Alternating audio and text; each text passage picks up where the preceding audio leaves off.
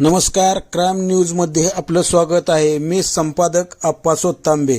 बारामती होळी सणाच्या पार्श्वभूमीवर विक्रीच्या उद्देशाने बारामती येथे 2,35,00,000 रुपयांचा 470 किलो गांजा आणण्यात आला होता। मात्र पोलिसांच्या सतर्कतेमुळे आरोपींना हा गांजा टाकून पळ काढावा लागला आहे। ही घटना दिनांक 28 फेब्रुवारी रोजी घडली असून पोलीस अधीक्षक संदीप सिंह गिल यांच्या विशेष मार्गदर्शनाखाली तसेच अप्पर पोलीस अधीक्षक गणेश बिरादार व उपविभागीय पोलीस अधिकारी डॉक्टर सुदर्शन राठोड यांच्या नियंत्रणाखाली बारामती विभागात राबविण्यात आलेल्या नाकाबंदी, रात्रगस्त, वाहन तपासणी व कागदपत्र पडताळणी मोहिमेमुळे ही मोठी कारवाई यशस्वीरित्या उघडकीस आली आहे। सदर विशेष मोहिमेदरम्यान संशयित गुन्हेगारावर कडक नजर ठेवण्यात आली होती। पोलीस यंत्रणेच्या सततच्या दबावामुळे व प्रभावी नाकाबंदीमुळे अंमली पदार्थाची मोठी प्रमाणात वाहतूक करणारे आरोपी घाबरून गेले व त्यांनी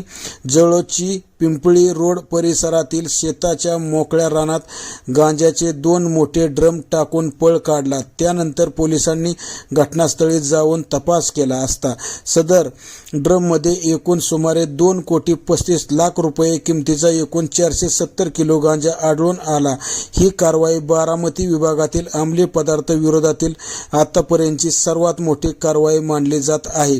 प्राथमिक तपासातून असे निष्पन्न होत आहे की होळी सणाच्या पार्श्वभूमीवर विक्रीच्या उद्देशाने मोठ्या प्रमाणात गांजा बारामती विभागात आणण्यात आला होता। मात्र पोलिसांच्या कडक कारवाईमुळे आरोपींना तो टाकून पळ काढावा लागला। या संपूर्ण कारवाईत प्रभारी पोलीस निरीक्षक व त्यांच्या पथकाने तत्परतेने कार्य करून मोठ्या अनर्थ टाळला असून पोलीस दलाच्या या कामगिरीमुळे नागरिकांमध्ये सुरक्षेची भावना झाली आहे व पोलीस दलाबद्दल आदर निर्माण झाला आहे। पोलीस अधीक्षक श्री संदीप सिंह गिल यांच्या तसेच अप्पर पोलीस अधीक्षक श्री गणेश बिरादार, उपविभागीय पोलीस अधिकारी डॉक्टर श्री सुदर्शन राठोड यांच्या मार्गदर्शनाखाली प्रभारी पोलीस निरीक्षक श्री चिवड शेट्टी यांच्या प्रभावी नियोजन व नेतृत्वामुळेच ही मोठी कारवाई शक्य झाली असून त्यांच्या विशेष प्रयत्नाचे सर्व स्तरावरून कौतुक होत आहे। बारामती पोलिसांनी